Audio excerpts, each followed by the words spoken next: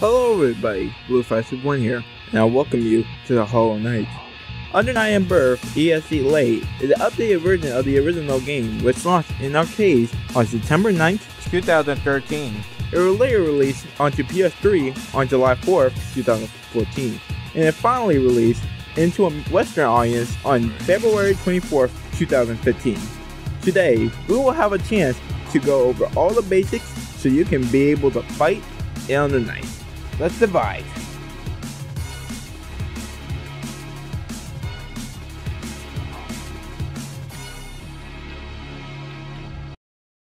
At first glance, you will see a gauge at the bottom of the screen. That is actually called your grind grid, and it indicates the situation of battle using 12 blocks. During a match, it's a tug of war between those 12 blocks to see who can get the advantage and get a chain shift. A chain shift is basically a cancel in this game, being able to cancel any move into itself so you can be either safe or continue up for a combo. You can gain GRD in many different ways. You can gain it by walking forward, dashing, using an assault, hitting with an attack, or you're trying to block their attacks as well by using shield. You can lose GRD in many ways also.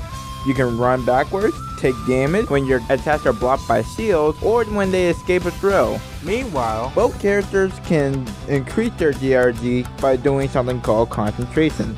By holding down the D button, you can gain more GRD blocks, but you're vulnerable to attacks for as long as you hold down the button. Under Night and Birth also has a lot of high risk, high reward maneuvers. One of them is called the Assault. By doing Shift D, you are able to make a short jump towards your opponent. You can do it either on the air or on the ground, and it can be used for some really good mix-ups, but at a cost, because after you do your assault, you are not able to block at any point of the jump. Another risky maneuver is called the bail-off. If you have more than 100 ESS, and pressing the A, B, and C buttons will give you a bail-off burst.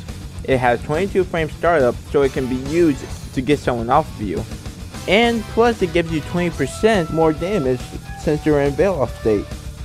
And plus Vorpal state leads up to 10% more damage. You can have 30% damage if you have bail-off and Vorpal at the same time. Plus, if you have bail-off activated, you're able to use any ESS moves at any time as possible for a certain amount of time as the bar drains down. So it's perfectly possible you can use ESS moves into infinite worth pretty easily. I shall also mention that activating bail-off and hitting an opponent will also give them a GRD break. This is your chance to go up and go on the offensive. Remember how I mentioned that during shield, if you block correctly, you can get some GRD back? Well, it does have a disadvantage. If you block the wrong type of shield, you use certain moves, you will enter a GRD break. At that time, you are not able to get GRD at all and are unable to use assault or shield.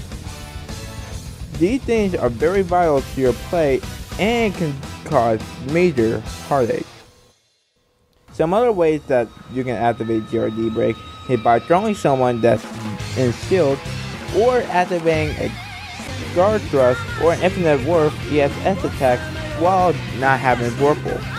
The white line during your ESS enchant and the guard grid shows how much time you have left to recover from the GRD break. Or if you activate a bail-off, it cancels the GRD break immediately. With these basic tools, you should be able to survive your first night through the Hollow Knight. But you still won't be able to face tough competitors just yet. Don't worry though, I'll be here every step of the way to teach you the ropes and anything you need to know. Come back next week and I'll show you some more. Until then, hopefully you survive. Good night.